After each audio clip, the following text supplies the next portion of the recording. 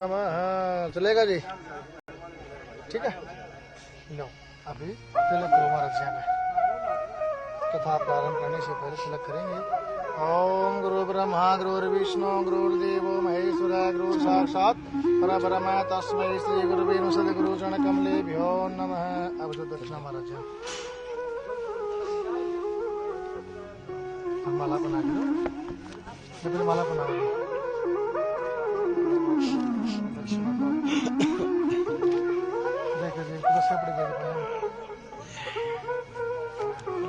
माला बना दो। जय हो सद्गुरु चरण कमलेभ्यो नमः। अब नीचे आ जाओ जी, आपको बताता हूँ, ठीक है जी।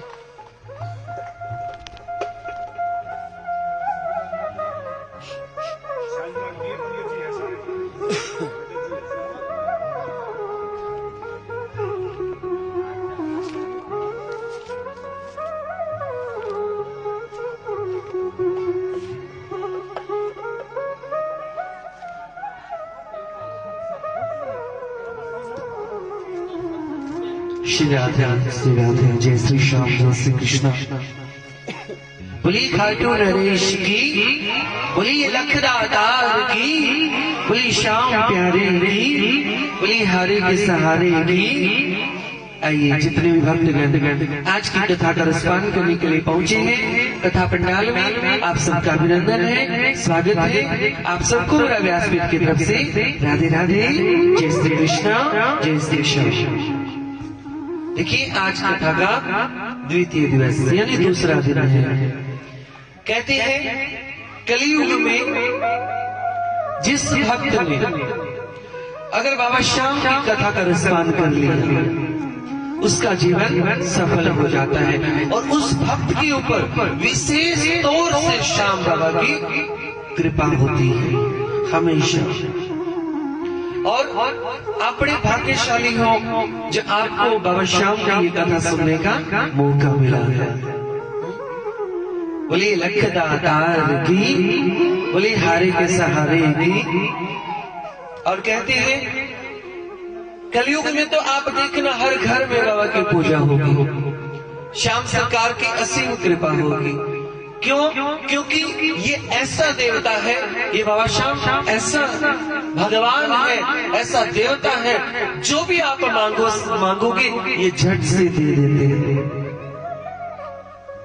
खाटू नगरी पैदल निशान लेकर के जो भी भक्त बाबा के दरबार में जाता है, मेरे श्याम उस भक्त की वो मनोकामना तुरंत पूर्ण कर देते हैं। जो भी भक्त कुछ मांगने जाता है भक्तों को तुरंत पर्चा देता है बाबा श्याम, और उनकी झोली भरने में इंतजार नहीं करवाता, लेट नहीं करता। क्योंकि जिस भक्त ने बाबा के आगे जाकर के दो आंसू बहा लिए ना, तो समझो उसकी पुकार ठाकुर जी ने सुन ली, बाबा तुरंत दे देते हैं। क्यों? क्योंकि वो इसलिए जल्दी सुनते हैं ताकि मेरा भक्त मुझसे ना मांग ले।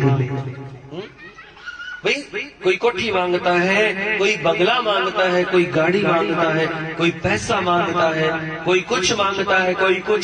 बाबा भी तुरंत दे देते हैं कि हाँ इसने ये मांगा झट से दे दो, कभी ये मुझे ही ना मांग ले। और जिसने इसको मांग लिया उसके पास किसी चीज की कमी नहीं रहती। स्वयं जिसने बाबा को बाबा से मांग लिया, अरे जिसके साथ ये हो लिया ना, समझो उसका तो उद्धार हो गया। और आपके ऊपर ठाकुर जी ने क्या कृपा की है, स्वयं विराजमान हुए आपके मोहल्ले में। और वो भी देवोठनी एकादशी बाबा का जन्म दिवस के तुरंत बाद। क्या बात है, जरूर आपने कोई ना कोई पुण्य किया है जिसके कारण आपको ये अवसर मिला है कि कलयुग में और ये कार्तिक महीने में ही बाबा ने जन्मोत्सव के तुरंत बाद आपको कथा सुनवाने का मौका दे दिया। जरूर कोई पुण्य किया है आपने जो आपको ये अवसर मिला है। और हम तो कहें कि जितने भक्त इस कथा को सुनेंगे उतना कल्याण होगा।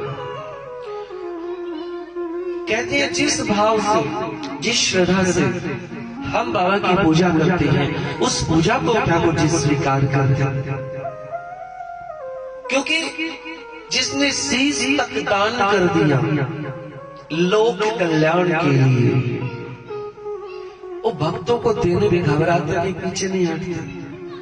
उसके भंडार में हर चीज है, कुछ भी मांग लो, लेकिन वो चीज दिखती नहीं। मेरे बाबा तो ऐसे ही कहते हैं। कल हमने आपको एक बात बताई थी, श्याम बहादुर जी और आलू सिंह जी महाराज के बारे में कुछ वार्तालाप की थी, कुछ बातें की थी हम लोगों ने।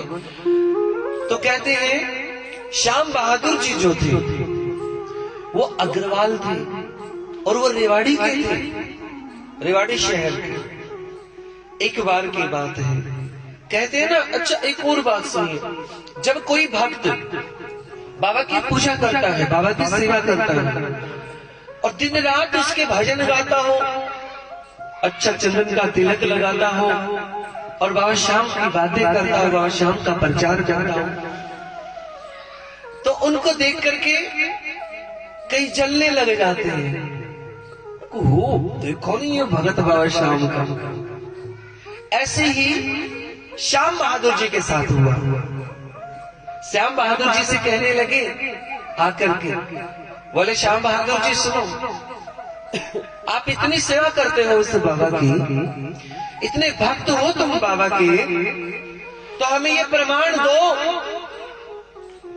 कि ये श्याम है भी या नहीं। इसके बोले का प्रमाण, और कलयुग में बहुत होते हैं ऐसे, तो नास्तिक बहुत आ जाते हैं जो भगवान को नहीं मानते, ऐसे बहुत होते हैं। उन्होंने कहा कि श्याम बहादुर जी बताओ, हमें इस बात का प्रमाण दीजिए कि कहाँ है श्याम बाबा और कैसे सुनते हैं सबकी पुकार। श्याम बहादुर जी ने कहा, अगर यही बात है तो मैं तुम्हें ये प्रमाण अवश्य दूंगा। और अपने घर में जो देवरा था, जो मंदिर बना हुआ था, बाबा श्याम का जो दरबार लगा था, बाबा के आगे श्याम बहादुर जी ने कहा कि बाबा आपके बेटे की परीक्षा लेने के लिए, और आपकी परीक्षा लेने के लिए भक्त आए। सुनो बाबा, आज तक मैंने जितनी आपकी सेवा की है, जितनी मैंने आपकी पूजा की है, प्रभु मुझे उसका एक वरदान चाहिए। और वरदान में क्या मांगा श्याम बहादुर जी ने? श्याम बहादुर जी ने कहा, प्रभु बाबा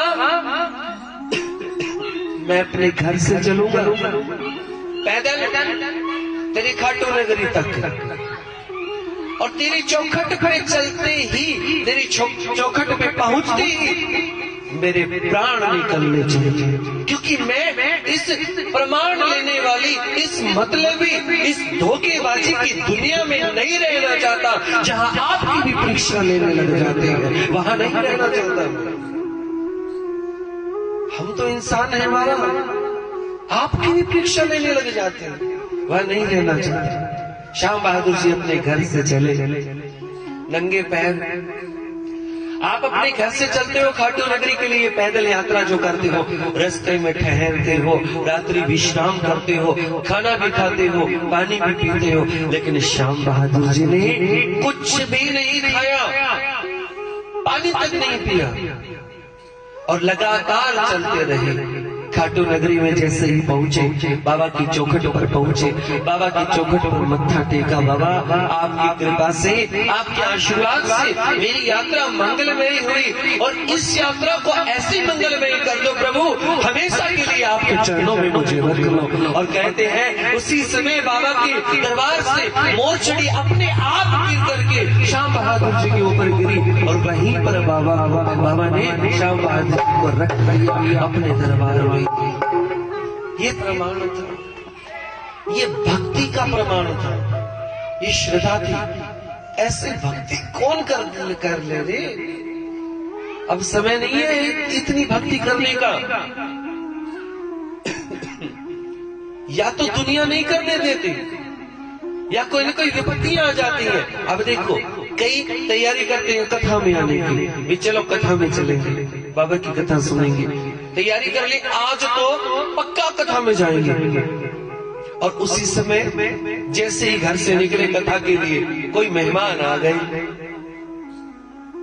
अभी वो मेहमान है, रिश्तेदार है, उन्हें छोड़कर कैसे आए, वो तो नाराज हो जाएंगे।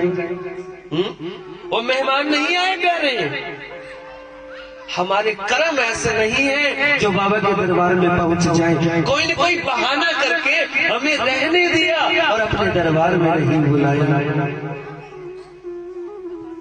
अब कई वृंदावन जाते हैं, परिक्रमा लगाते हैं गिरिराज की। थोड़ी दूरी पर चलने के बाद कंकर चुभने लगते हैं पैरों में, है? बोले कंकर चुभ रहे हैं, कंकर नहीं, वो कर्म चुभ रहे हैं जो कर रखे। ये परीक्षा भक्तों की अवश्य लेते हैं, लेकिन अगर परीक्षा में सफल हो गए फिर ये वारे नारी कर देते हैं। ऐसे है मेरे श्याम। बोलिए लखदातार की, बोले श्याम प्यारे की। एक कहते हैं, एक बार की बात, खाटू नगरी में एक भक्त आया। सुनिए, आप कथा में ध्यान दीजिए। बोलो जय श्री श्याम, थोड़ा तेज बोलो। हाँ, ऐसे बोला करो, बड़ा आनंद आता है बाबा के नाम लेने में। बोलिए जय श्री श्याम।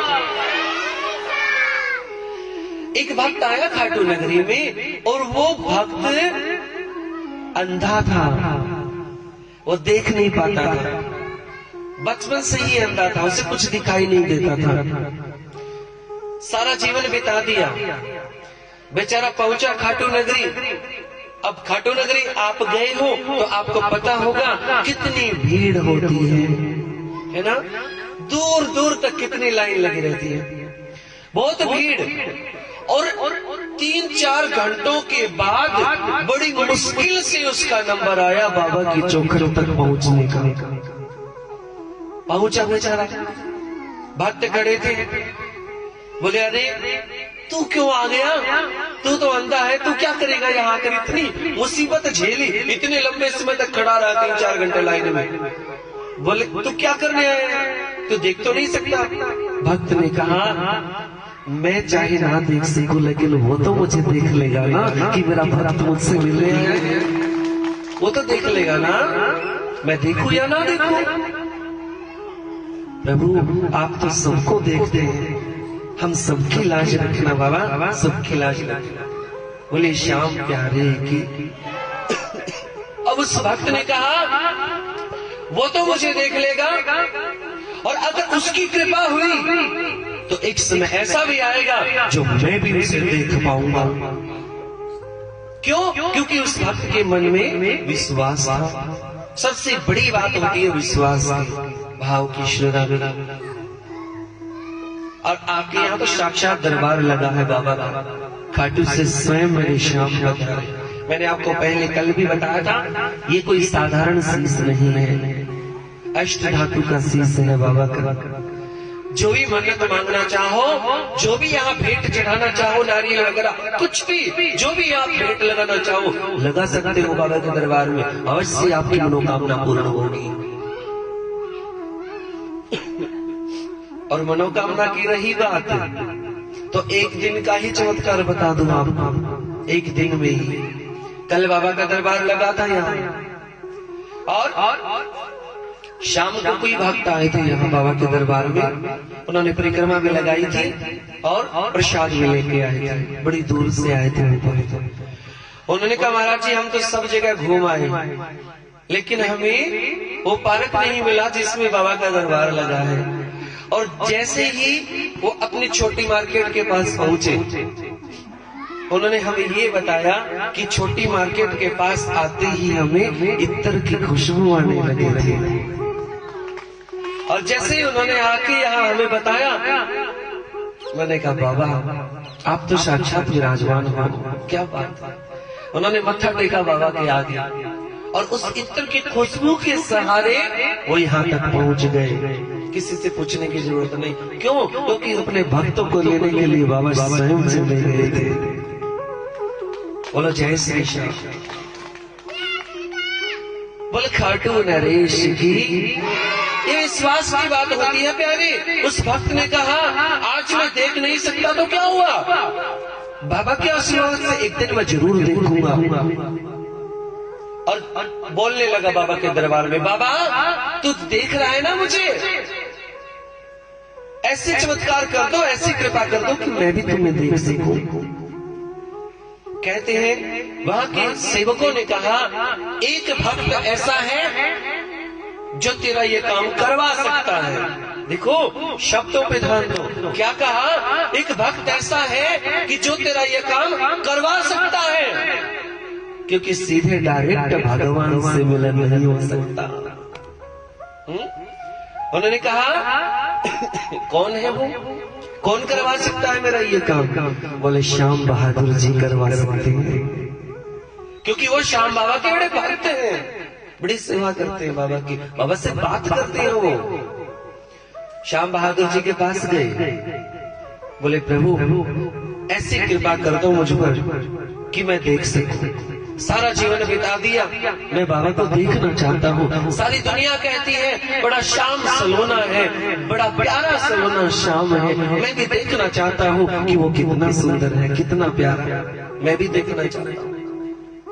कहते हैं श्याम बहादुर जी ने बाबा के दरबार में खड़े होकर के उस भक्त को साथ लिया और बाबा की जो देखो आगे चौखट है बाबा की, जहाँ सोने का गेट लगा है खाटू नगरी में, उस चौखट के पास खड़े होकर के श्याम बहादुर जी ने कहा, ओ मेरे श्याम, ओ मेरे लखदातार, अगर मैंने तुम्हारी बचपन से आज तक सेवा की है, चाहे मेरी एक आंख ले ले, लेकिन इस भक्त को दर्शन जरूर करवा दे। उसी समय श्याम बहादुर जी की एक आंख से दिखना बंद हो गया और उस भक्त को दिखना शुरू हो गया था।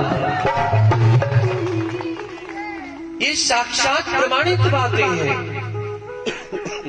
और रेवाड़ी में एक बर्तनों का बाजार है, उसमें श्याम बहादुर जी की वो गद्दी आज भी विराजमान है, जहां श्याम बहादुर जी बैठा करते थे। ऐसे भक्त हुए हैं। और कहते हैं एक बार भक्त आए दर्शन करने के लिए बाबा के। आपने मोरछड़ी से ताला खोला था बाबा का, वो तो सुना ही होगा, प्रसंग पता ही होगा। श्याम बहादुर जी ने लाइन में खड़े थे भक्तों ने कहा कि हमें दर्शन करना है बाबा का, लेकिन उस टाइम पट बंद थे। बोले प्रभु ओ मेरे श्याम, हम दर्शन कैसे करें? तो कहते हैं श्याम बहादुर जी आए और श्याम बहादुर जी ने मोरछड़ी उठा करके मोरछड़ी से उस दरवाजे को खोला, उस ताले को खोला था। मोरछड़ी जैसे ही ताले पर मारी, ताला अपने आप खुल गया, वो दरवाजा खुल गया। जाओ कर लो दर्शन मेरी श्याम के, जाओ कर लो दर्शन मेरे बाबा के। और जो ताला उस मोरछड़ी से खुला था, वो ताला आज भी बाबा के पास रखा हुआ है श्याम मंदिर में। खाटू जाओ तो वो ताला भी जरूर लेकर आना, जो मोरछड़ी से ताला खोला था। अनेक लीला है, अनेक कृपा है मेरे श्याम की। तो आइए श्याम बहादुर जी महाराज और आलू सिंह जी महाराज से आशीर्वाद लेते हुए बाबा की कथा में प्रवेश करेंगे। बोलिए खाटू नरेश की। आइए एक बार फिर से आप सभी भक्त, जितने भी भक्तगण आज की कथा का रसपान करने के लिए पहुंचे हैं, आप सबका अभिनंदन है, स्वागत है। आप सबको मेरा व्यासपीठ की तरफ से राधे राधे, जय श्री कृष्ण, जय श्री श्याम। हाँ जी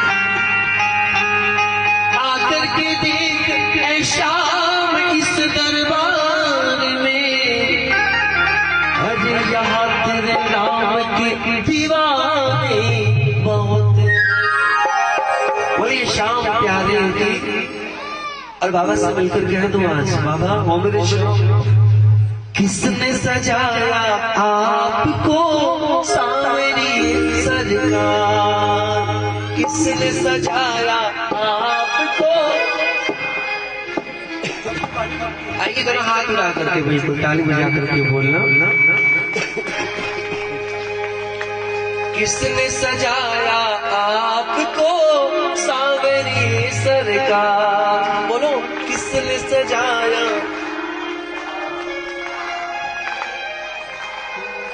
तुझे इतना इत्र लगाया, तुझे इतना इत्र लगाया, ये महक उठा दरबार, किसने सजाया आपको सांवरी सरकार, किसने सजाया आपको सांवरी सरकार, किसने सजाया सांवरी सांवरी सरकार, किसने सजाया आपको सांवरी सरकार। तुझे इतना इत्र लगाया, तुझे इतना इत्र लगाया, ये महक उठा दरबार, किसने सजाया आपको सांवरी सरकार, किसने सजाया आपको सांवरी सरकार। बोले श्याम प्यारे की।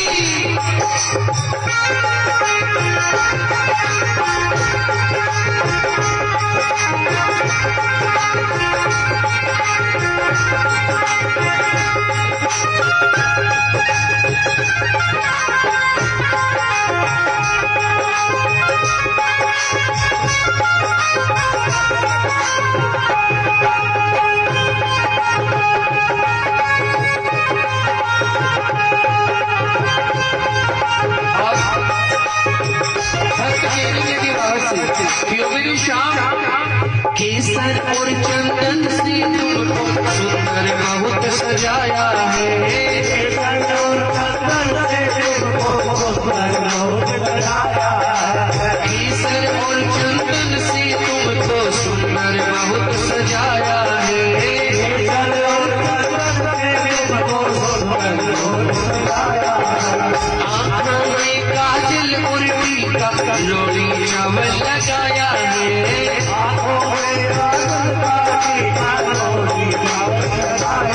और बाबा तुझे इतना सुंदर बना दिया आज भक्तों ने, तुझे देख चांद शर्माए, तुझे देख चांद शर्माए, ओ कलयुग के अवतार, किसने सजाया आपको सांवरी सरकार, किसने सजाया आपको सांवरी सरकार। बोलिए खाटू नरेश की।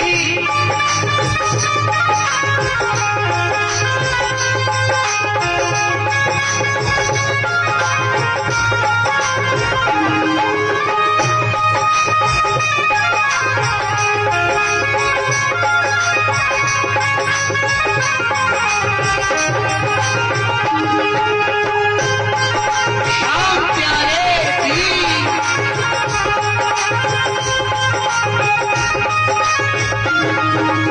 और भक्त कहने लगे बाबा से, बाबा शीश मुकुट कानों में कुंडल, गल में जयंती माला है,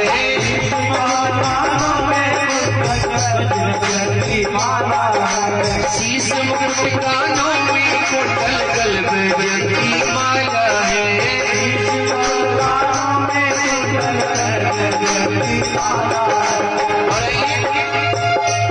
मैं जो बोलूं ये लाइन आप सभी बोलना, थोड़ा सा तू गोरा है और थोड़ा सा काला है, बोलो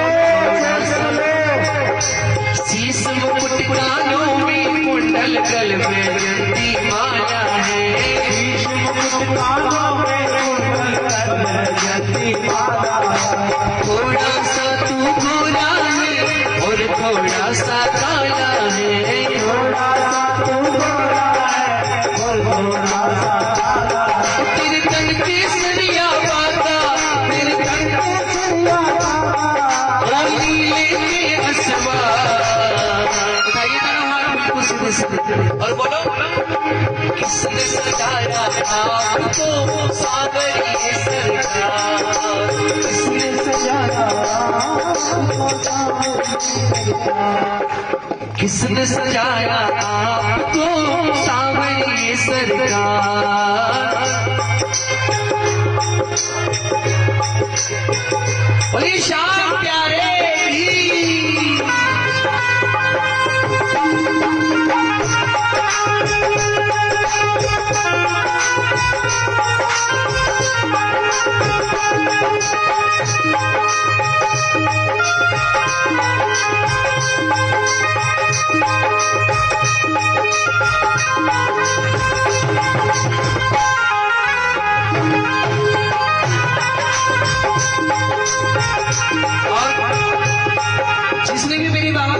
मैंने शाम को देखा, हर भक्त बाबा को देख करके कहने लगा कि बाबा ओ मेरी शाम लगते हो तुम सुंदर, नजर कहीं ना लग जाए, लगते हो तुम सुंदर, लगते हो तुम सुंदर, नजर कहीं ना लग जाए,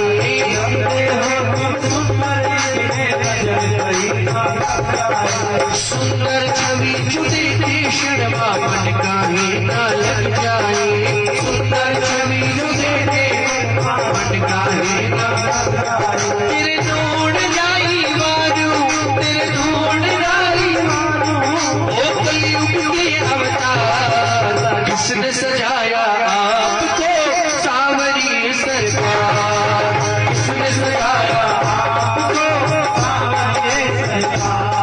तुझे इतना इत्र लगाया, तुझे इतना इत्र लगाया, ये महक उठा दरबार, किसने सजाया आपको सावरिये सरकार। ओ बाबा किसने सजाया आपको सावरिये सरकार, किसने सजाया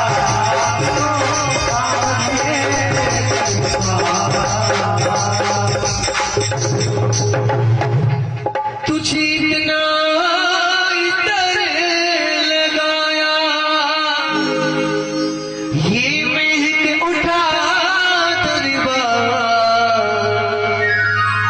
किसने सजाया आपको सावरिये सरकार। बोले श्याम प्यारे की, बोले खाटू नरेश की। कल हमने खाटू की महिमा के बारे में सुना कि किस प्रकार से श्याम बाबा से पहले दो धोक लगती है, एक धोक शक्कर कोई, दूसरी क्या नाम था दूसरी का, भूल गए। अरे एक ही दिन बीता भी तो, एक रात बीती और भूल गए, क्या बात है। कई के तो कहे महाराज जी हमें तो इतना याद है कल प्रसाद में क्या बांटा था। बोलो राधे राधे। कोसिया टीला जिसे कोसी टीबा बोलते हैं।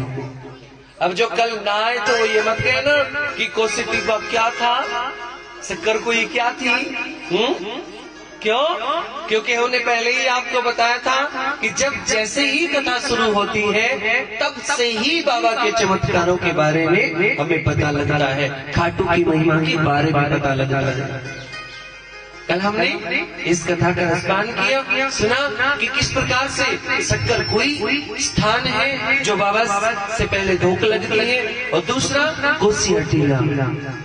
ये कथा का रसपान हमने कल किया। आइए आगे की कथा में हम प्रवेश करते हैं। ये बाबा की जो कथा है ये हमने कल आपको बताया था कि ये कोई साधारण कथा नहीं है, ये शीश के दाने की अमल कहानी श्री खाटू श्याम कथा है। और बाबा श्री वेद व्यास ने स्कंद पुराण के माहेश्वर खंड में द्वितीय यानी दूसरे उपखंड के कौमारिक खंड से इस कथा का वर्णन किया है। और महाभारत में भी इसका उल्लेख है। जो बर्बरीक जो कथा बर्बरीक की कथा है वो कथा हम यहाँ सुनेंगे। बोलिए श्याम सरकार की, बोलिए खाटू नरेश की। और बड़ी आनंदमयी कथा है बाबा की। जो बाबा का दरबार है खाटू नरेश, जैसे ही कलयुग बढ़ा, पाप बढ़ने लगे, तो बाबा श्याम ने भगवान कृष्ण के वरदान के अनुसार कलयुग में जीवों का कल्याण करने के लिए इस पृथ्वी पर बाबा श्याम आए। सुनिए, भक्तों की मनोकामनाओं को पूर्ण करना, भक्तों का हर कार्य सिद्ध करना, दीन दुखियों की रक्षा करना और हारे का साथ निभाना, ये सारे कार्य बाबा ने जो आज भी करते।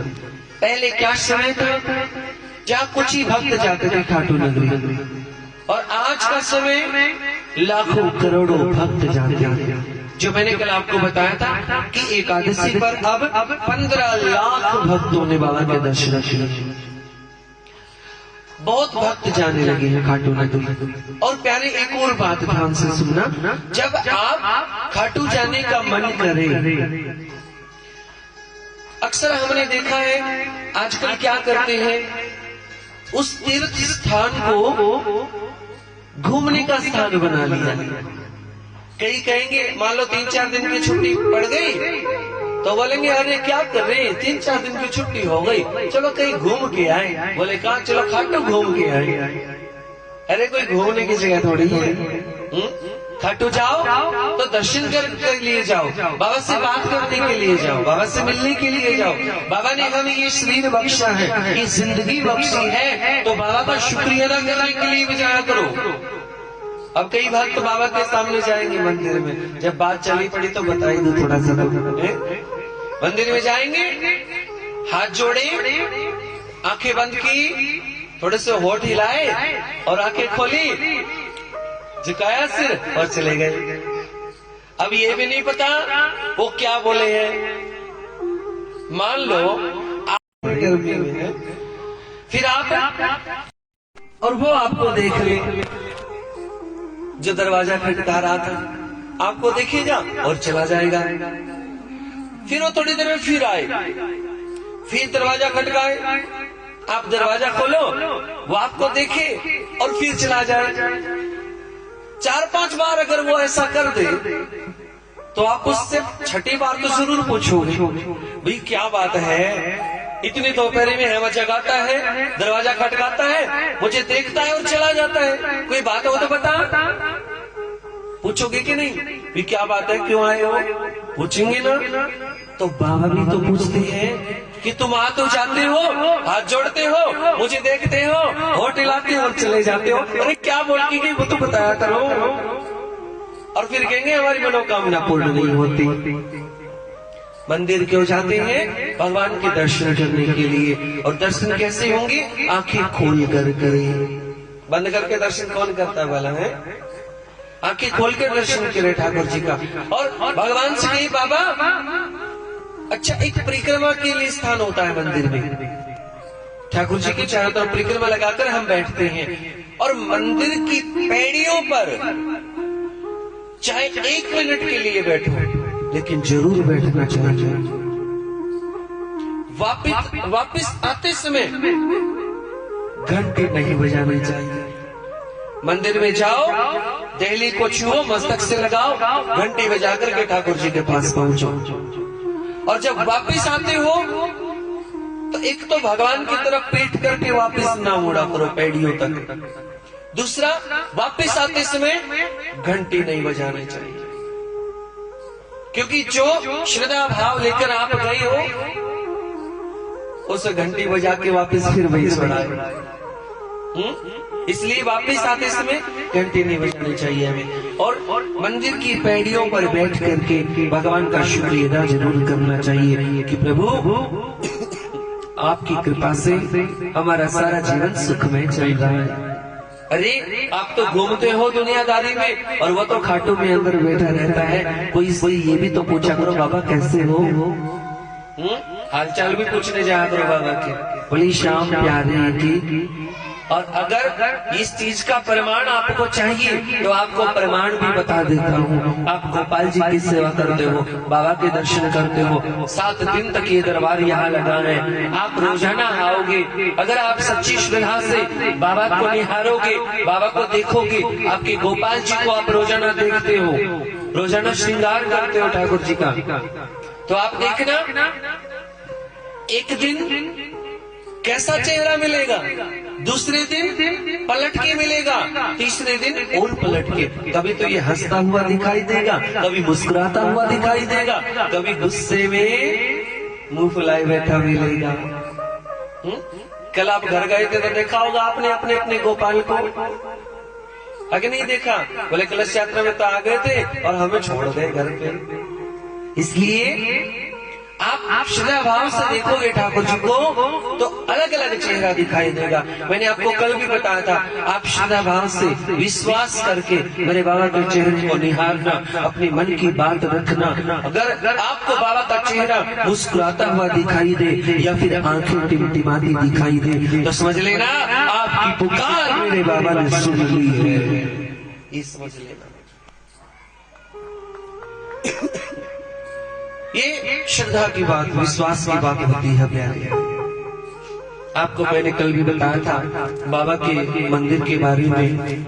कहते हैं बाबा का निशान के बारे में हमने आपको कल बताया कि निशान सूरजगढ़ के भक्त लेकर के गए थे, जिन्होंने निशान से बाबा के उस ताले को खोला और बाबा ने दर्शन दिए थे।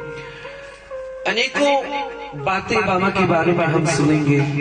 आइए हम शाम कथा में प्रवेश करते हैं।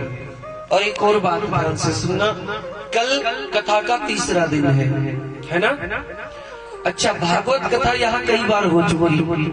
हमारे राजेश भैया जी बता रहे थे कि बहुत कथा भागवत यहाँ हो चुकी है और आपने कईयों ने भी भागवत अनेक बार सुनी होगी। तो भागवत कथा में चौथे दिन भगवान कृष्ण का जन्मोत्सव मनाया जाता है ना? चौथे दिन। शाम कथा में तीसरे दिन श्याम बाबा का जन्मोत्सव मनाया जाता है और तीसरे दिन ही बाबा श्याम के माता पिता के विवाह का भी पर्व मनाता है। ये सारी कथा आप सुनोगे तो बड़ा आनंद आएगा। आपको बाबा के बारे में बहुत जानकारियां मिलेंगी इस कथा के माध्यम से, इसीलिए इस कथा का आयोजन करवाया गया है और वो भी बाबा की कृपा से। अब बोल दो जय श्री श्याम, बोलो राधे राधे, थोड़ा तेज बोलो ना, आधे आधे नहीं, राधे राधे, ऐसे बोला करो। बोलिए राधा रानी की। कल तीसरे दिन बाबा श्याम के माता पिता का विवाह का प्रसंग आएगा और उस विवाह की झांकी भी होगी, जिसमें हम चाहते हैं कि आपके मोहल्ले से ही कोई ऐसे बच्चे हो जो बाबा श्याम के माता पिता बनने का सौभाग्य मिले। कथा में कृष्ण और रुक्मिणी तो कई बनते हैं भागवत कथाओं में, है ना? कृष्ण राधा की कई झांकियां करते हैं बच्चे, लेकिन ये पहली बार मौका मिल रहा है जो कलयुग के देवता लखनदाता खाटू श्याम बाबा के माता पिता बनने का अवसर मिलेगा और उनके विवाह की झांकी होगी। बड़ा आनंद आएगा इस कथा में। तीसरे दिन कल, आज दूसरा दिन। आइए एक बार फिर से जितने भक्तगण बाबा की कथा में पहुंचे आप सबका स्वागत है, अभिनंदन है। आप सबको मेरा व्यासपीठ की तरफ से राधे राधे, जय श्री कृष्णा, जय श्री श्याम। सुनिए, खाटू नगरी पहले क्या थी और अब क्या है, सुनिए कैसे ये खाटू नगरी बनी। खाटू की स्थापना राजा खटवांग ने की। उस गांव का नाम खटवांग ही रखा गया।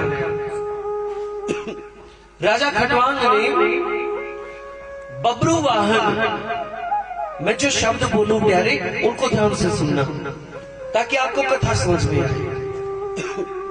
एक है बबरू वाहन, एक है बर्बरीक वाहन। एक बबरू वाहन, एक बर्बरीक वाहन, जो श्याम बाबा के नाम से जाने जाते हैं। ये समझोगे, ध्यान से सुनोगे तो समझ में आएगी पूरी कथा। सुनना, जैसे मैंने कल बताया था ना आपको कि बाबा श्याम की अहलवती भी माँ है और मोरवी भी माँ है ना। इसी प्रकार ये कथा चल रही है। ध्यान से सुनते रहिए और आनंद लेते रहिए मेरे बाबा की कथा का।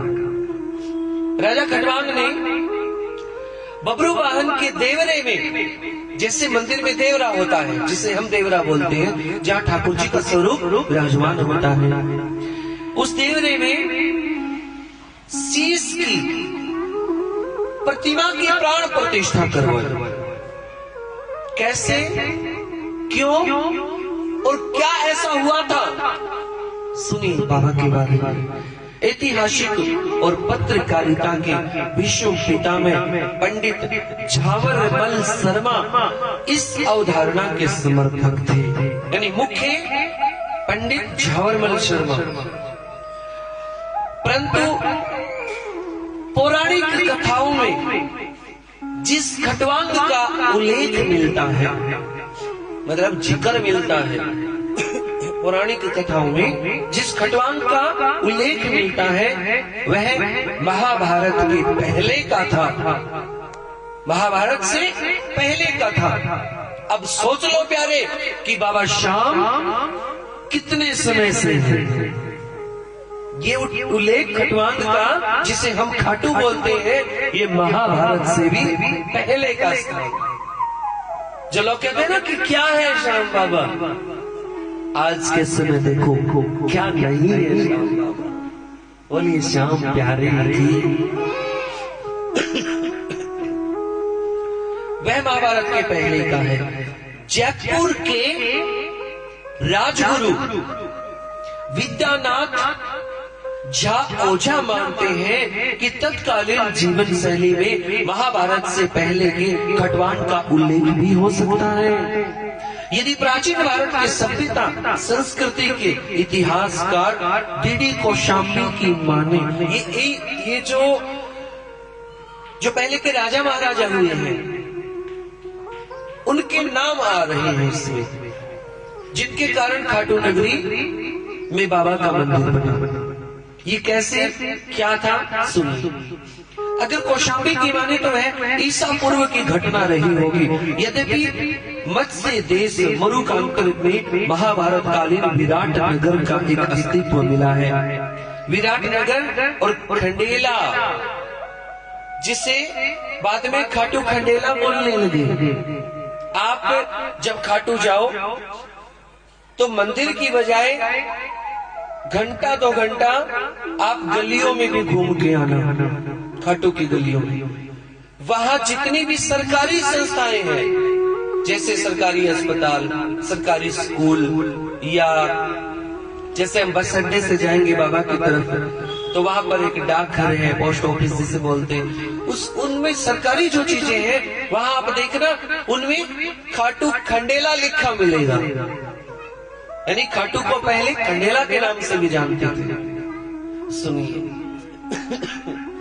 और ये खाटू खंडेला लिखा तो आपको वहीं मिल जाएगा जो बस अड्डे की तरफ से जो कबूतर चौक की तरफ जाते हैं, उस जगह पे बड़ी अनेक कहानियां हैं मेरे बाबा की, अच्छी अच्छी चीजें हैं देखने की वहां पर और समझने की। बोलो जय श्री श्याम।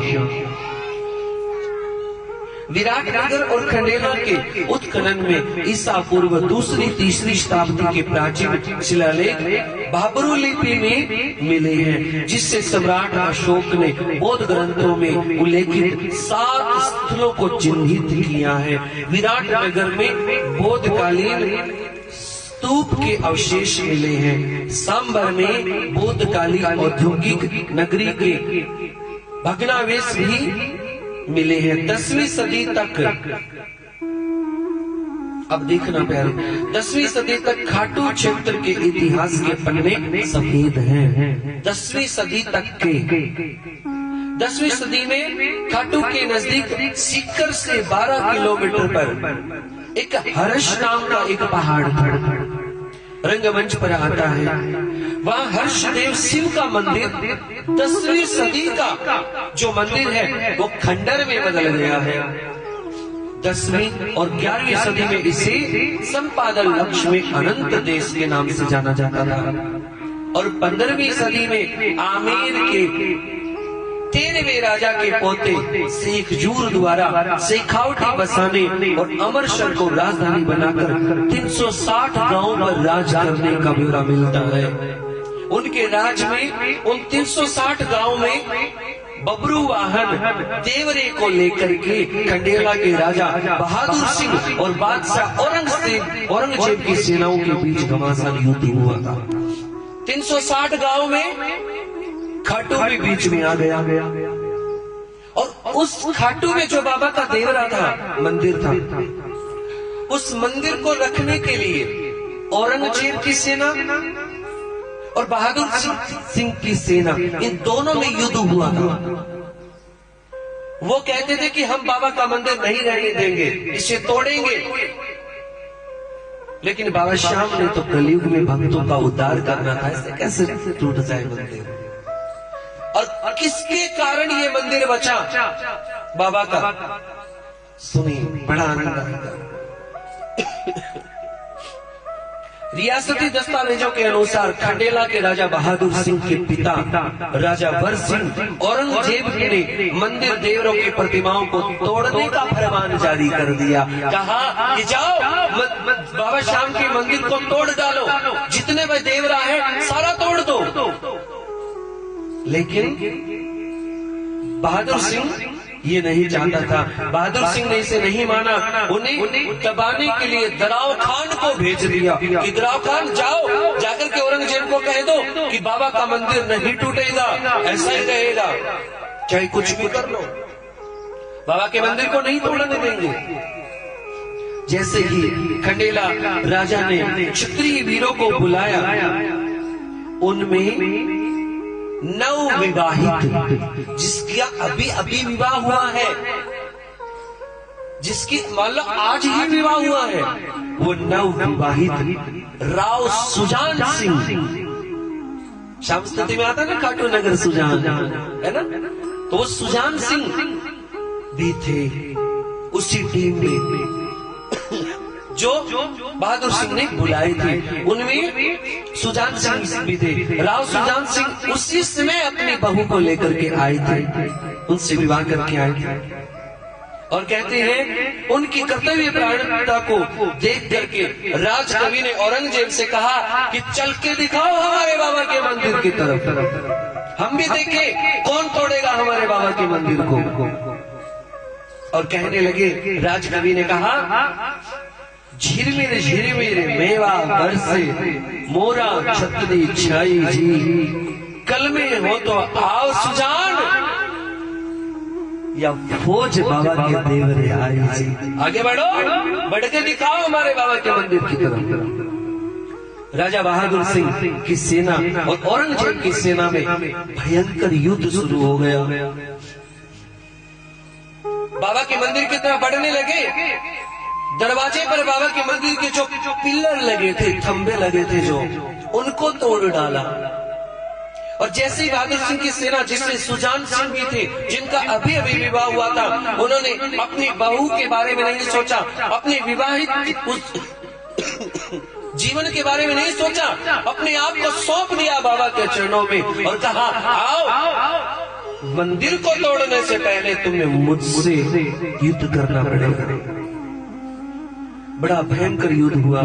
सेनापति दराव खान ने संदेश भेजा कि कलश उतारने दे तो संधि हो सकती है।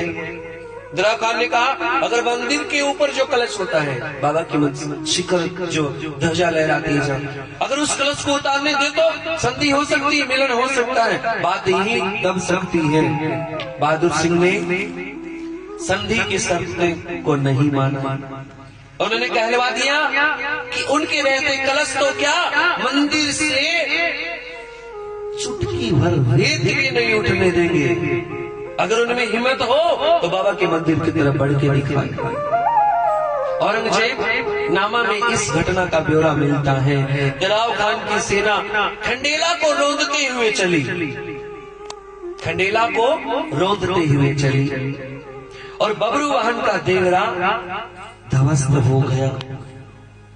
लेकिन बाबा का जो शीश था वो वैसे का वैसा, बबरू वाहन का जो देवरा था वो ध्वस्त हो गया।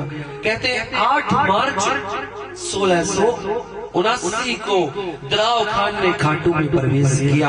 औरंगजेब के समकालीन आमेर जयपुर के राजा राम सिंह रत्न रूप कवि दुर्गादास गायत्री श्याम 25वीं ऐतिहासिक आध्यात्मिक काव्य की रचना की और 315 वर्ष पुरानी हस्तलिखित वो हाथ से लिखी हुई श्याम 25वीं, जिसमें 15 सोपान, 114 दोहे और 24 सवैये और 5 छपैये हैं।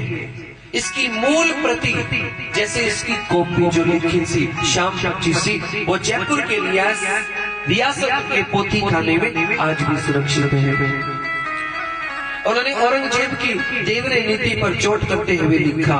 1675 में श्याम जी ने देवताओं के साथ निज धाम की यात्रा को प्रयाण किया। सभी देवताओं के साथ श्याम जी ने यात्रा को प्रयाण किया, निज धाम की यात्रा।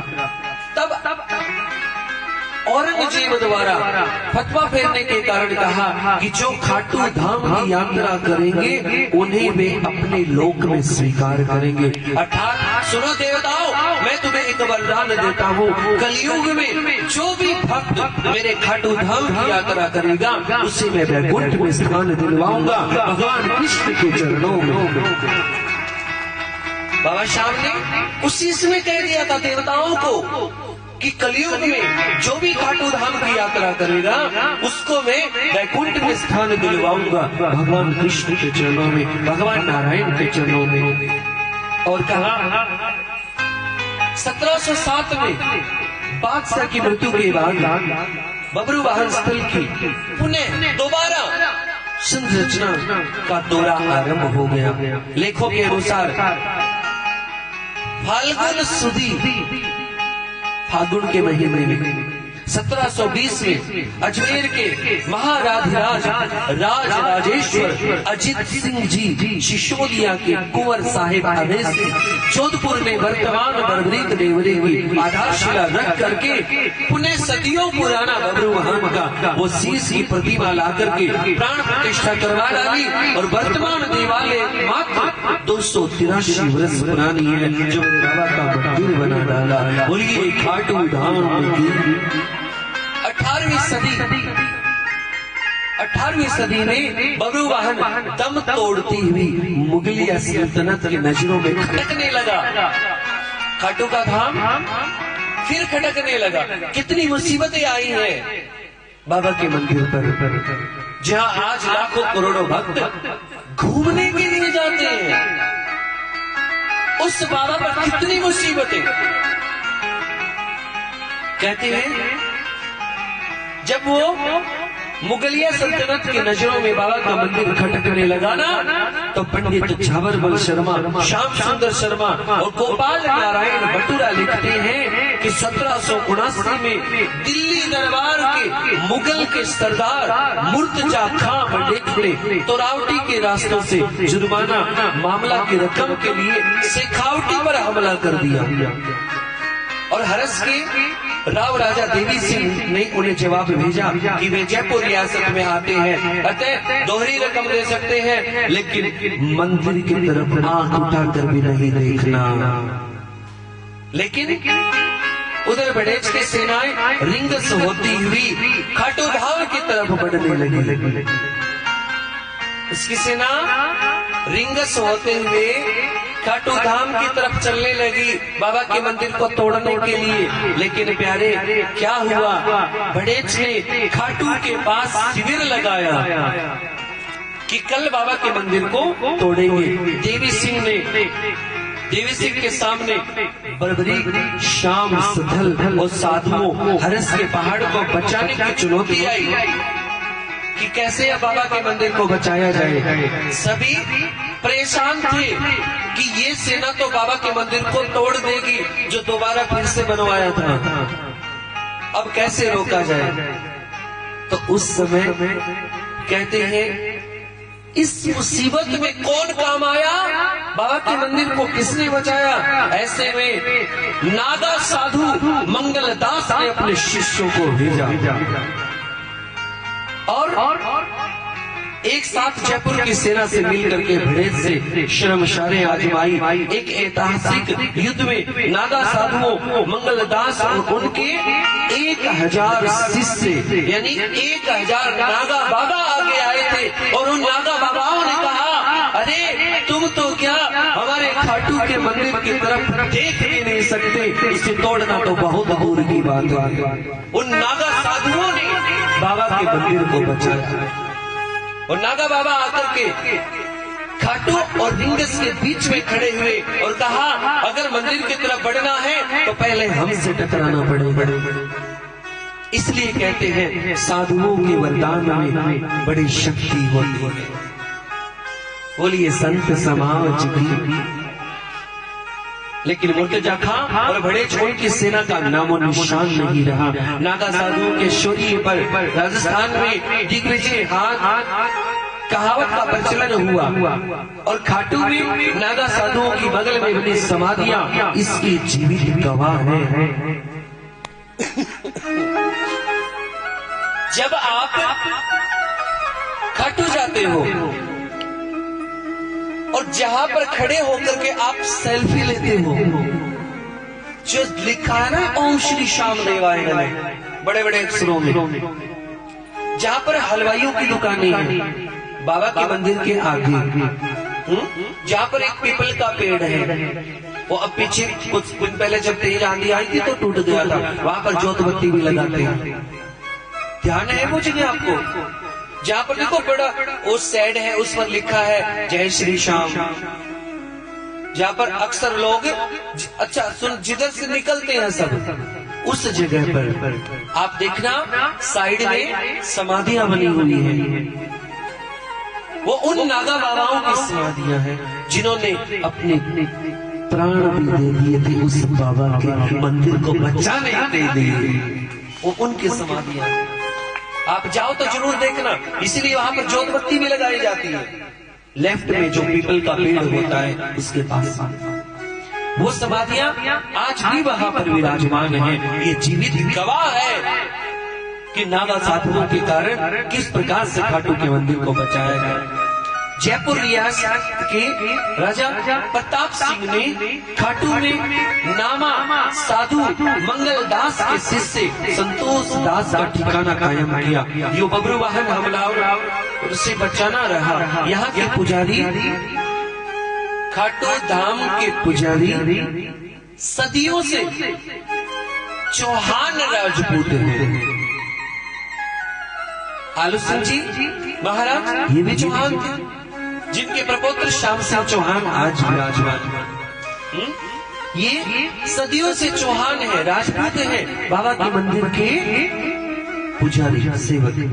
समझा जाता है कि 10वीं 11वीं सदी में राजा हर्ष के समय वह व्यवस्था लागू हुई थी जिसे अंतिम हिंदू सम्राट पृथ्वीराज चौहान ने पुख्ता किया था। और राजपूत पुजारियों के अलावा वहां पर ब्राह्मण पुजारी भी हैं जो आरती और बाबा को भोग लगाने का कार्य ब्राह्मण करते हैं। बाबा को बागा पहनाना और वहां की व्यवस्था करना वो सारा काम चौहान करते हैं। वर्तमान में राजपूत सेवक हैं और पूजा का कार्य ब्राह्मण करते हैं। फाल्गुन में निशान लेकर के लोग अपने अपने घरों से, अपने अपने गांव से, शहरों से टोली बना करके निकलते थे, जिसमें सूरजगढ़ के सावरवल माली का निशान, जो कि बाबा के मंदिर के शिखर पर चढ़ता है और 12 महीने तक बाबा के मंदिर पर रहता है। जो कल मैंने आपको बताया था सूरजगढ़ निशान के बारे में। बोलिए शाम प्यारे की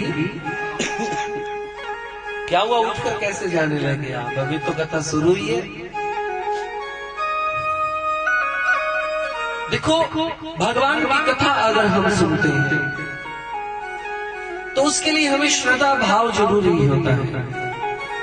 श्रद्धा चाहिए, विश्वास चाहिए, तभी हमें भगवान की कथा का फल मिलता है। एक बार एक भक्त, ध्यान से सुनने की बात है प्यारे, श्रद्धा भाव कैसे बनाई जाएगी? बोले महाराज जी, हमारा कोशिश तो बड़ी करते हैं लेकिन ध्यान नहीं लगता बाबा में। सुनो कैसे लगेगा। एक बार एक भक्त जिसका नाम था आनंद। क्या नाम था? जोर से बोल के बताओ, थोड़ा सा और। आनंद नाम था उसका। अब जिसका नाम ही आनंद है तो जीवन में भी आनंद ही रहेगा। वो कभी कोई काम नहीं करता था, खाना पीना और सो जाना। अब भाई नाम आनंद है तो उसका तो काम आनंद ही हो गया। उसके जीवन में भी आनंद, काम करना नहीं, अच्छा खाना पीना, आराम से सो जाना। घर वाले उससे परेशान हो गए। अब परेशान भी होंगे ही। घर वाले कहने लगे काम तो करता नहीं, सारा दिन खाता पीता है और सोता रहता है, जा घर से निकल जा। परेशान होकर घर से निकाल दिया। ये कोई काम तो करे। घर से निकल गया बेचारा, क्या करे?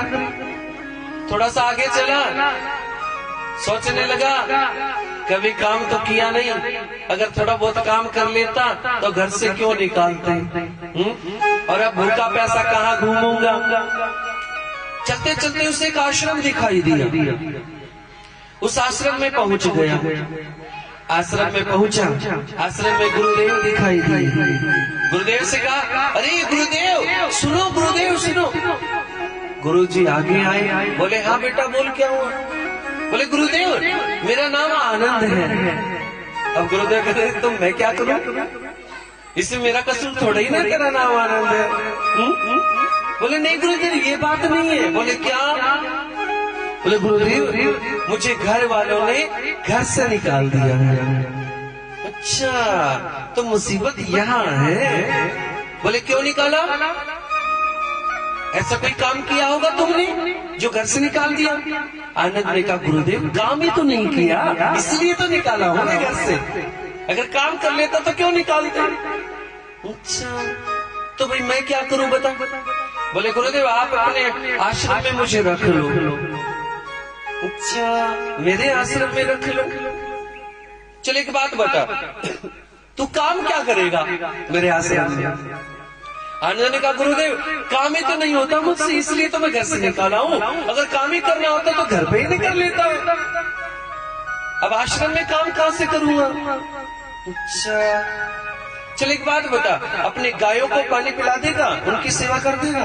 बोले ना गुरुदेव इतना काम तो ना होवे। अच्छा तो अपने आश्रम में साफ सफाई कर लेगा? बोले नहीं गुरुदेव अगर साफ सफाई करना होता तो घर पे ही कर लेता, क्यों निकालते घर वाले? चल एक काम कर, सुन बैठ करके बाबा के आगे उसका नाम तो जप लेगा ना। फिर सोचा आनंद ने थोड़ी देर, भाई इसमें तो बैठा ही तो रहना है। बोले हाँ गुरुदेव ये तो मैं कर लूंगा। है? बोले ये तो मैं कर लूंगा, ज्यादा देर तक नहीं, बस एक माला जपनी है शाम नाम की, 108 बार नाम जपना बाबा का। फिर बोले गुरुदेव 108 बार, 2-3 बार हो जाए तो? बोले ना ना 108 बार। अब आप एक बात बताओ, आपको कोई कह दे कि तुम सुबह सुबह 108 बार एक माला का जाप कर लिया करो शाम नाम का, तो कौन कौन कर लेगा बताओ? सच्ची बताइयो, झूठ ना बोल। ओहो, 1 2 3 हाथ बस। देखो, कहेंगे महाराज जी टाइम ही नहीं है, इतना समय कहां से लाए उसके लिए?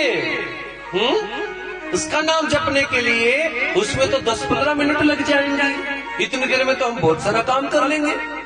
अब किसी से पूछो ना, बोले काम क्या है, तो बोले काम तो कुछ नहीं है लेकिन टाइम नहीं है। अरे वो तो 108 मन के हैं जो श्याम नाम जपना है, अगर 2-2 हजार के 108 नोट दे दे तो है, वो तो 5 मिनट भी ना लगे, है ना? अरे जिसने इसके नाम की दौलत जप ली उसे दुनिया की दौलत की जरूरत नहीं रहती प्यारे, जिसने इसका नाम जप लिया। क्यों?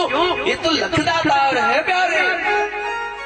बोलिए खाटू नरेश की, बोलिए लखदातार की। आनंद 108 बार नाम जपना है बाबा का, और गुरुदेव कोई बात नहीं करेंगे कोशिश। अब बैठ गए बेचारे, क्या करे, फंस गया आश्रम में, अब घर वालों ने भी निकाल दिया। शुक्र है थोड़ी देर बैठा रहना है, खाना तो मिलेगा आश्रम में। अब सुनो उसके साथ क्या हुआ। 4-5 दिन के बाद एकादशी का व्रत आ गया है। क्या आया? एकादशी। और उस दिन जब आनंद गया रसोई घर के पास, रसोई में झांक देखा, जोर से आवाज लगाई, अरे गुरुदेव। गुरुदेव बोले क्या हुआ आनंद, चिल्लाए क्यों? गुरुदेव आज रसोई में खाना नहीं बना। बोले नहीं। आनंद ने कहा गुरुदेव क्यों नहीं बना? गुरुदेव ने कहा आज तो एकादशी है ना, तो सबका एकादशी का व्रत होता है, इसलिए आज कोई अनाज नहीं बनता रसोई घर में। आनंद ने कहा गुरुदेव मैं? बोले आज एकादशी है तो मुझे भी व्रत करना पड़ेगा। बोले हाँ तुम्हें भी करना पड़ेगा। आनंद ने कहा गुरुदेव आज अगर मैंने एकादशी का व्रत कर लिया तो कल का सूर्य कोई और ही देखेगा। बोले क्यों? नहीं मुझसे तो खाए बिना रहा नहीं जाता ना गुरुदेव, और मैं खाता हूँ और सोता हूँ, इसीलिए तो मुझे घर से निकाल दिया घर वालों ने। अच्छा तो एक काम कर, सुन आज अपने आश्रम की रसोई में तो कोई अनाज नहीं बनेगा, तो ऐसा करना तू थोड़ा सा सामान ले, चावल आटा दाल जो भी, थोड़ा सा सामान ले और ले जाकर के नदी के पार जाकर के तू अपना भोजन खुद बना ले। और सुन एक बात ध्यान से सुनना आनंद। बोले हाँ गुरुदेव, पहले राम जी को भोग लगाना, उसके बाद में तुम भोजन करना। बोले ठीक है गुरुदेव कोई बात नहीं, मजबूरी है, खाने के लिए बनाना भी पड़ेगा। नदी के पार गया, भोजन बनाया, और जैसे ही पहला निवाला तोड़ा मुखी की तरफ किया, फिर याद आ गया अरे गुरुदेव ने कहा था पहले राम जी को भोग लगाना। वो निवाला वापस रखा था, लेकिन ढक दिया। सारी जिंदगी भर काम नहीं किया उसने, और आज खाना बनाना पड़ा। और कहने लगा आओ मेरे राम जी पधारो मेरे राम जी, भोजन का भोग लगाओ मेरे राम जी।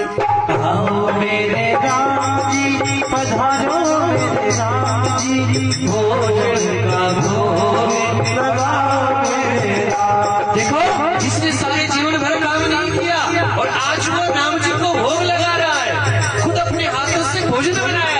आइए कौन कौन चाहता है ठाकुर जी आपके घर का भोजन स्वीकार करे, दोनों हाथ उठा करके सही बोलेंगे।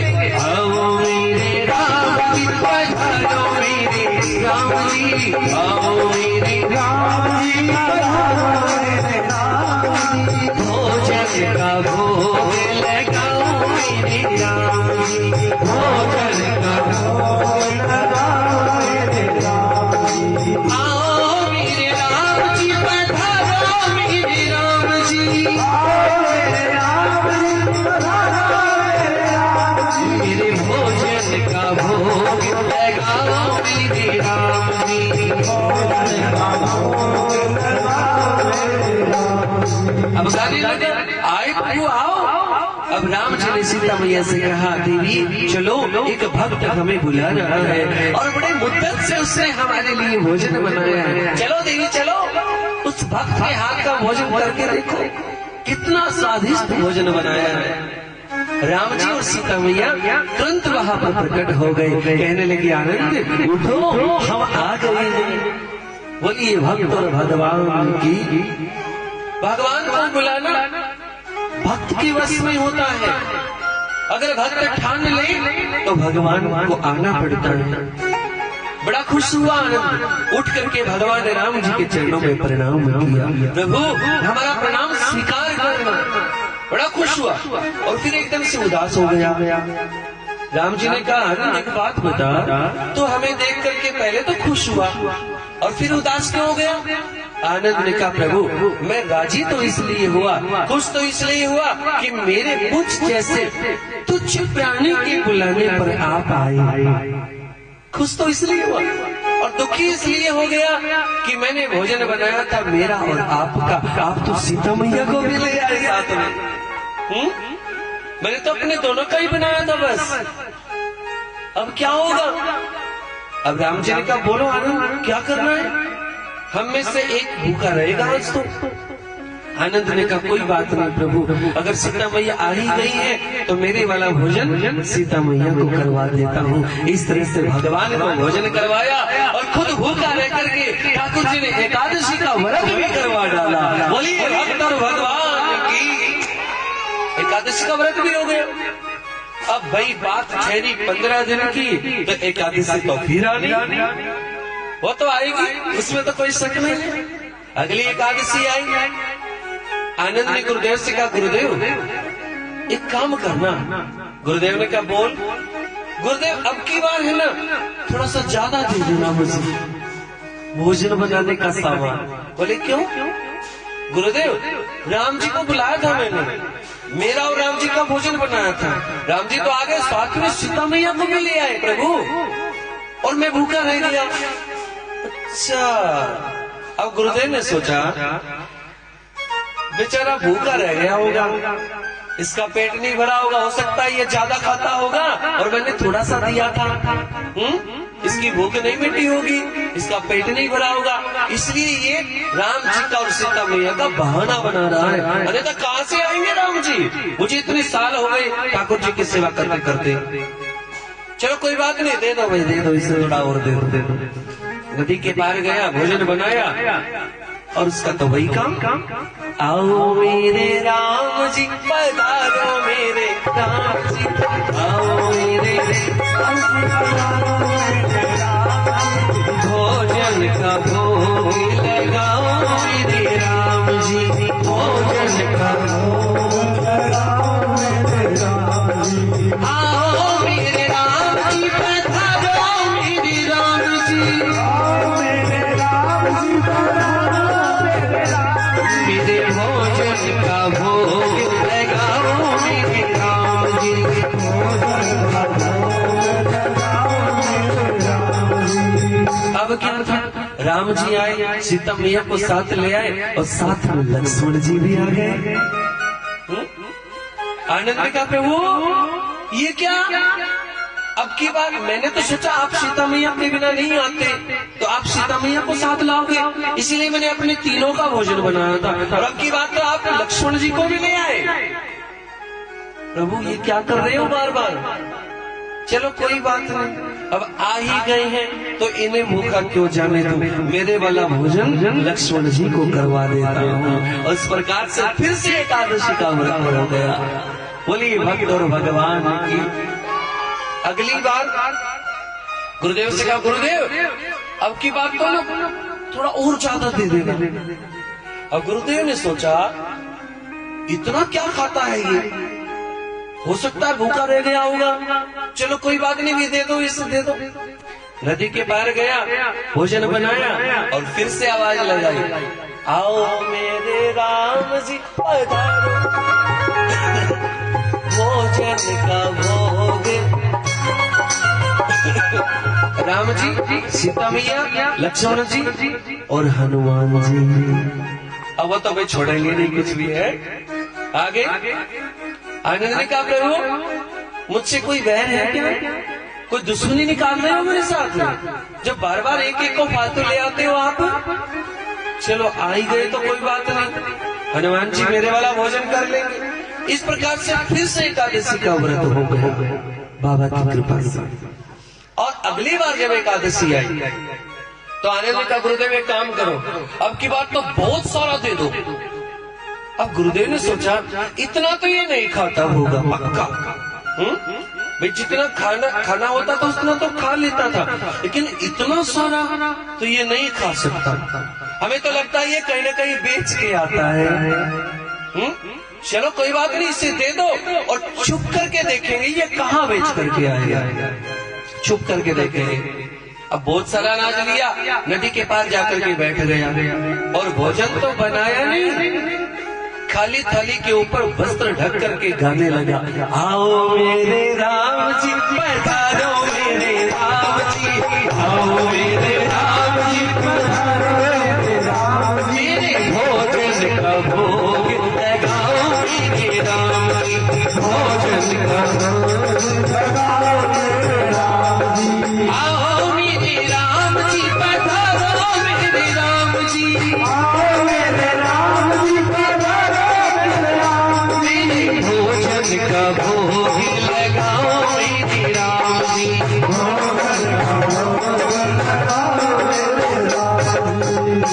अब की बार तो राम जी, सीता मैया, लक्ष्मण जी, हनुमान जी, भरत, शत्रुघ्न और दरबार में जितने थे सब अयोध्या वासियों को लेकर के आ गए राम जी। और राम जी ने कहा आनंद आ गए हम, लाओ हमारा भोजन परोस दो, खाएंगे बैठकर। आनंद ने कहा प्रभु कहां से खाओगे, मैंने भोजन बनाया ही नहीं। क्या बनाया नहीं तो हमें क्यों बुला लिया?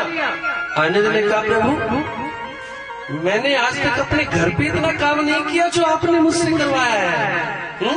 इतने जनों के लिए भोजन बनाना पड़ा, और मैंने घर पे अगर मैं कर लेता तो घर वाले क्यों निकालते मुझे, और आपने मुझसे इतना काम करवाया, मेरे साथ कोई दुश्मनी है क्या आपकी?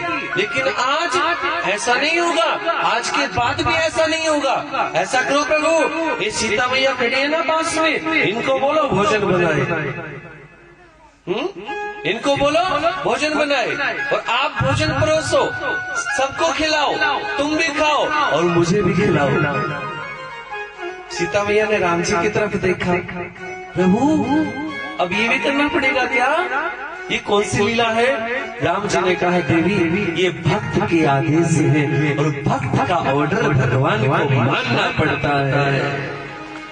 भक्त का ऑर्डर भगवान को मानना पड़ता है। जो भक्त सच्ची श्रद्धा से कहेगा भगवान को कार्य जरूर करना पड़ता है।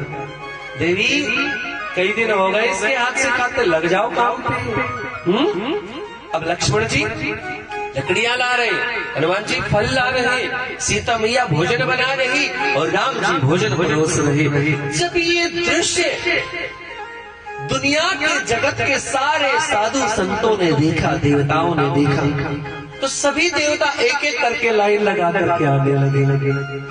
भाई भगवान के हाथ से भोजन मिले, उनका प्रसाद मिले, एक एक करके लाइन लगा के आने लगे। आनंद देख रहा बैठे बैठा कि देवता आ रहे हैं। और फिर जब संसार के साधु संतों को ये पता लगा कि भगवान राम के हाथों से भोजन मिल रहा है, सारे साधु संत एक एक करके लाइन लगा करके आने लगे। आनंद बेचारा सोच में डूब गया कि ये देवता तो कुछ छोड़ देते शायद मेरे लिए, लेकिन ये साधु संत तो कुछ भी नहीं छोड़ेंगे मेरे लिए। भाई भगवान के भक्त आ रहे हैं, भगवान के हाथ का प्रसाद लेने के लिए। इतनी देर में गुरुदेव आ गए। गुरुदेव ने कहा आनंद उठो, क्या हुआ, भोजन नहीं बनाया? आनंद ने कहा गुरुदेव चुप हो जाओ, आज के बाद आपको भी भोजन बनाने की जरूरत नहीं पड़ेगी। बोले क्यों? अरे आप राम जी को, सीता मैया को इनको भोग लगाते थे ना, आपसे इतना काम करवाते थे, मैंने देखो इनको काम पे लगा लिया गुरुदेव, आज के बाद आपको भी भोजन नहीं बनाना पड़ेगा। गुरुदेव ने कहा कहाँ? देखो प्रभु, देखो गुरुदेव, सीता मैया भोजन बना रही है, देखो ये बैठी। गुरुदेव ने कहा मुझे तो नहीं दिख रही। अब आनंद ने भगवान से कहा प्रभु अब ये कौन सी लीला है जो आप मुझे तो दिख रहे हो लेकिन मेरे गुरुदेव को नहीं दिख रहे, ये कौन सी लीला? भगवान ने कहा आनंद जो भाव, जो श्रद्धा तेरे मन में है ना मुझे देखने की, वो तेरे गुरुदेव के मन में नहीं है। वो भाव, वो श्रद्धा तेरे गुरुदेव के मन में नहीं। श्रद्धा के बिना, भाव के बिना भगवान नहीं। गुरुदेव भगवान राम कह रहे हैं कि आपके मन में श्रद्धा नहीं है, आपके मन में भाव नहीं है। गुरुदेव मुझे तो दिख रहे हैं, लेकिन आपको इसीलिए नहीं दिख रहे। गुरुदेव उसी समय आनंद के चरणों में गिर पड़े और कहने लगे, आनंद तुम धन्य हो रे जिसने भगवान के दर्शन किए और भगवान के हाथों से भोजन बनवाया। तुम धन्य हो, तुम धन्य हो। आज से इस आश्रम के मालिक तुम हो और मैं तुम्हारा सेवक बनता हूँ। ये भाव की बात एकदम से होना चाहिए। ये श्रद्धा की बात है प्यारे। इसलिए कहते हैं मन में भाव हो तो भगवान अवश्य मिलते हैं। उस समय आनंद के कहने पर, एक भक्त के कहने पर भगवान ने गुरुदेव को भी दर्शन दिया और गुरुदेव के साथ साथ आनंद का भी कल्याण किया, उद्धार किया। इसलिए कहते हैं श्रद्धा, विश्वास, भाव मन में होना चाहिए। बोलिए भक्त और भगवान।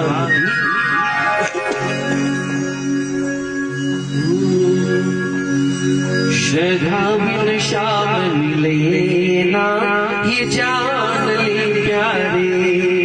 श्रद्धा बिन श्याम मिले ना, ये जान ले प्यारे। आइए बचाऊंगा ये लाइन एक बार आप बोलो। श्रद्धा बिन श्याम मिले ना, है भाव का भूखा,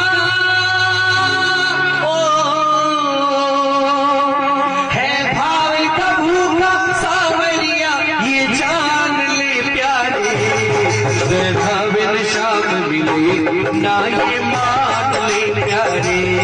श्रद्धा बिन श्याम मिले, मान ले प्यारे। श्रद्धा बिन श्याम मिले, ना ये मान ले प्यारे। श्रद्धा बिन श्याम मिले, मान ले प्यारे। है भाव का भूखा, है भाव का भूखा सावरिया, जान ले प्यारे। श्रद्धा बिन श्याम मिले, ना ये मान ले प्यारे। श्रद्धा बिन श्याम मिले, ना ये मान ले प्यारे। आइए दोनों हाथों की लकीरें मेरे बाबा को दिखाते हुए, दोनों हाथ उठाते हुए जयकारे लगाएंगे। बोलिए सावरिया सेठ की।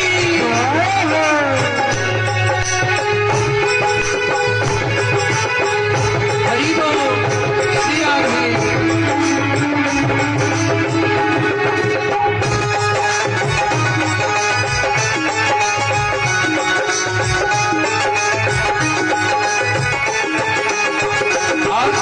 मेरे बाबा, मेरे शाम तो ऐसे हैं, इन्हें नहीं चाहिए 56 भोर। ये तो रीझे चुल्लू चल पे, रीझे चुल्लू चल पे। सुनिए एक एक शब्द बड़ा प्यारा है। रीझे चुल्लू चल पे, रीझे चुल्लू चल पे। दिख जावे तुलसी दल पे, दिख जावे तुलसी दल पे। बनकर की माझी बाबा खड़ा रहता है साहिल पे। बनकर की माझी बाबा खड़ा रहता है साहिल पे। लेकिन जो सच्चे मन से, जो सच्चे मन से इनको अपना मान ले प्यारे। आइए दोनों, जो सच्चे मन से इनको अपना मान ले प्यारे, ये जान लो। श्रद्धा बिन श्याम मिले, ना ये मान ले प्यारे। श्रद्धा बिन श्याम मिले, ना ये मान ले प्यारे।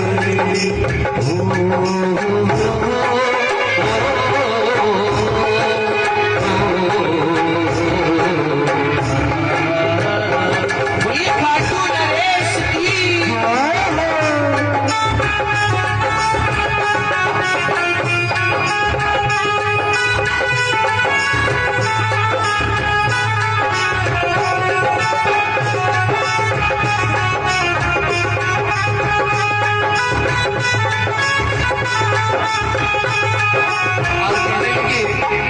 शाम तो ऐसे हैं कई भांति बनकर आए, कई भांति बनकर आए, एक एक शब्द बड़ा प्यारा है। कई भांति बनकर आए, कई भांति बनकर आए, कई भाजी भोग लगाए, कई भांति भोग लगाए, कई छीन सुदामा की कचड़ी ये चावल खड़ा चबाए, कई छीन सुदामा की कचड़ी ये चावल खड़ा चबाए, ये चमचम नाचे, ये चमचम नाच दिखावे भगत कर आन ले प्यारे, श्रद्धा बिन शाम मिले ना ये जान ले प्यारे, श्रद्धा बिन शाम मिले ना ये जान ले प्यारे। आइए दोनों हाथ उठाकर के मेरे साथ में ये लाइन बोलने को मिल करके है भाव कबूता सावरिया, है भाव कबूता सावरिया, आप बोलो मिल करके है भाव कबूता सावरिया है, एक बार फिर बोलो है भाव कबूता ये जान ले प्यारे, श्रद्धा बिन शाम मिले ना ये मान ले प्यारे, श्रद्धा बिन शाम मिले ना ये जान ले प्यारे। ये शाम प्यारे की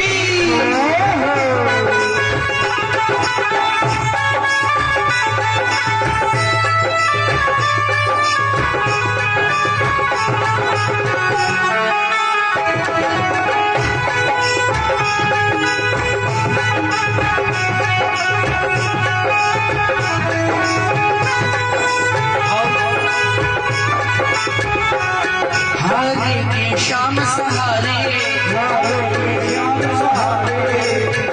अब तो बोलना पड़ेगा, बोलिए हारे के सहारे की, हारे की शाम सहारे, हारे के शाम सहारे, कहती है दुनिया वाले, कहते हैं दुनिया वाले, सदा दीन हीन भक्तों की बाबा ने संकट टारे, सदा दीन हीन भक्तों के बाबा ने संकट टाले, मेरे श्याम धड़ी से मेरे श्याम धड़ी से ही दादा कुछ ज्ञान ले प्यारे, श्रद्धा बिन श्याम मिले ना जान ले प्यारे,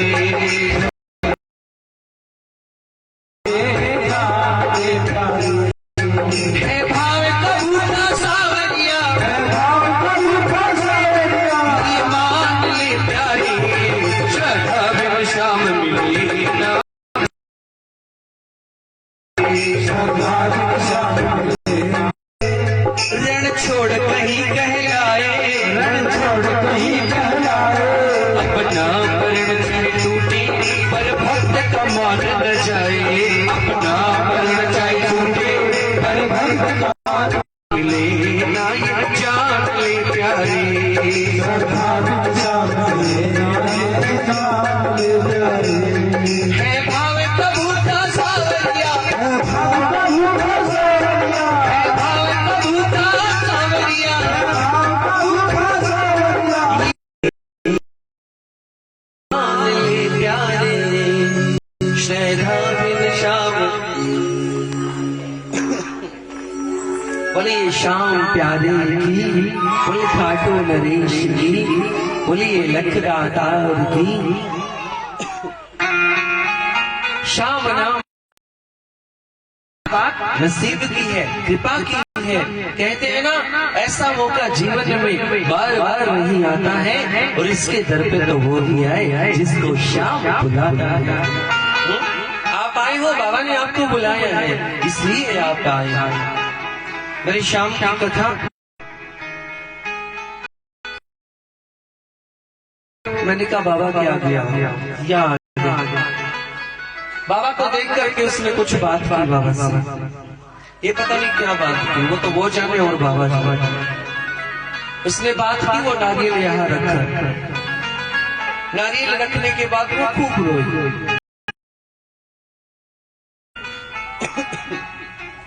वो नारियल उसको वापस दे दिया। मैंने कहा तुम्हें विश्वास ही नहीं है बाबा पर, तो फिर क्या फायदा, क्योंकि विश्वास पड़ता पड़ता है कि बाबा आपने मेरा काम करना पड़ेगा, होगी पूरी होगी, विश्वास, हमें विश्वास, आप भरोसा रखना। बोली सच्चे दरबार की, बोली श्याम प्यारे की। एक बार पर कथा नहीं सुनाई थी, सुनाना तो चाहा था, लेकिन वो कथा तोते ने सुन ली थी और पार्वती मैया तो सो गई थी, है ना? याद आई ना बात? राजेश जी कितने दिन हो गए भागवत कथा को हुए? ओंकार भरती रहना। क्या भरती रहना? ओंकार क्या होती है? वो कथा सुनाते जब बोलते ना है, इस तरह से वो ओंकार भरती रहना। तो वो बोला था अगर तुम सो गई तो कथा नहीं सुन पाओगी, लेकिन पार्वती तो सो गई थी ना। नींद क्यों आती है? कुंभ, इसीलिए जब आप अपने घरों में सुबह शाम जब पूजा करते हो, ज्योत बत्ती करते हो आप अपने घरों में, तो आप देखना भोलेनाथ ने कहा बोलो देवी।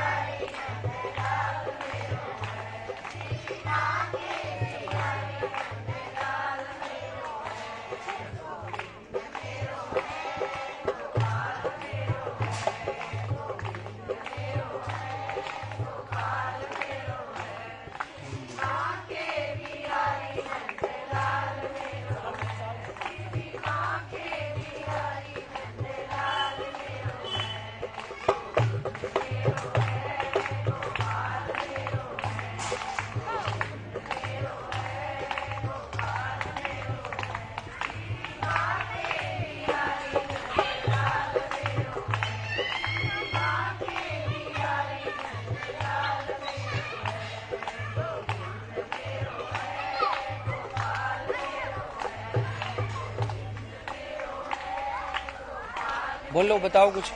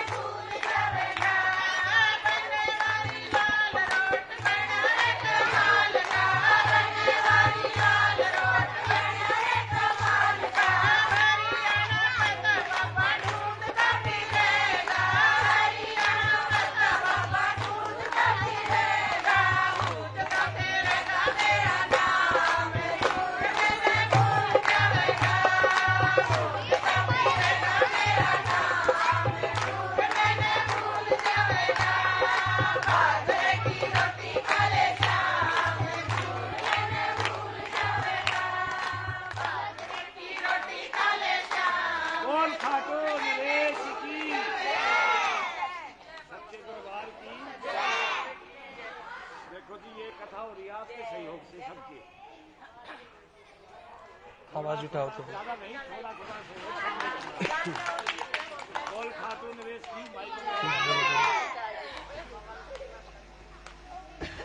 कुछ सिद्धांत तो की सोची आई वो कल बोलेंगे, आज नहीं लिख लेंगे। जिसने भी कुछ लिखवाना हो तो हमारे सोनी जी है, पंडित जी है, आज जो आई उनको लिखवाना कुछ भी जिसकी जो श्रद्धा हो। और किसी ने महाराज जी को भोजन करवाना हो वो भी लिखवाए, किसी ने पूजन करवाना हो, ये बहुत बड़ा पूजन होता है खाटू श्याम जी का। किसी ने भी पूजन करवाना हो वो हमारे पंडित जी जो आज आएंगे पंडित जी को लिखवा दे। कल का पूजन किसका है हम वो व्यास करते बोलेंगे। और थोड़ा थोड़ा सहयोग सबने करना है जी, करते हो हमेशा करते हो, करने की बात नहीं है, ठीक है। बोल खाटू नरेश की। पंडित जी आरती ज्ञान करवा। हाँ महाराज जी आप भी बोल लो कुछ, थोड़ा सा बोलो। बोली श्याम प्यारे की, बोली लखदातार की। देखिए कल कथा का तीसरा दिन है और आज भी सुबह भक्तों ने पूजन करवाया था। इसी प्रकार 7 दिन की ये कथा है। आप जो भी पूजन करवाना चाहिए बाबा का आप पूजन करवा सकते हैं, कोई ज्यादा खर्चा नहीं लगता।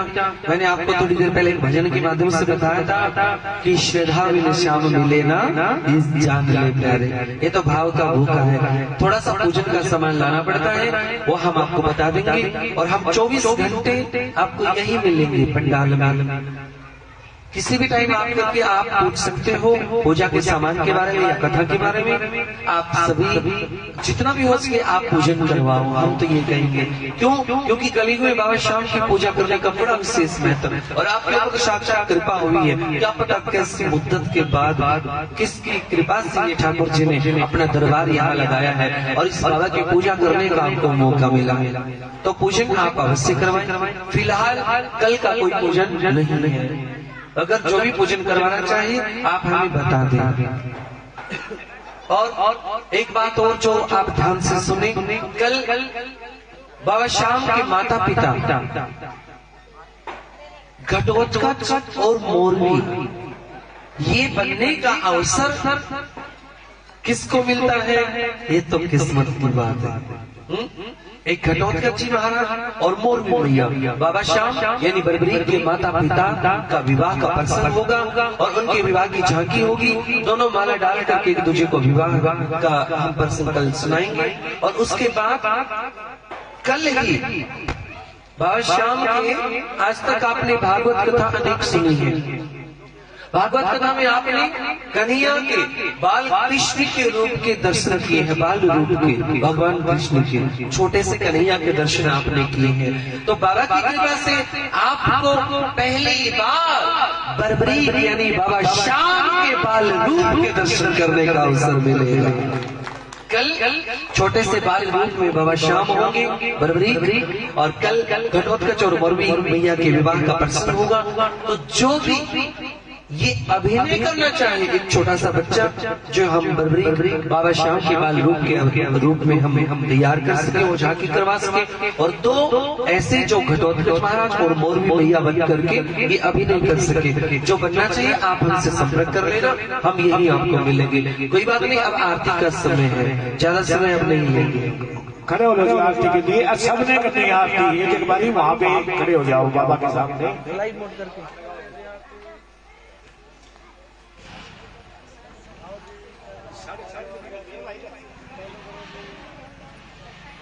आई जोरदार जयकारे लगाए। बोलिए श्याम प्यारे की, बोल खाटू नरेश की, बोलिए लखदातार की।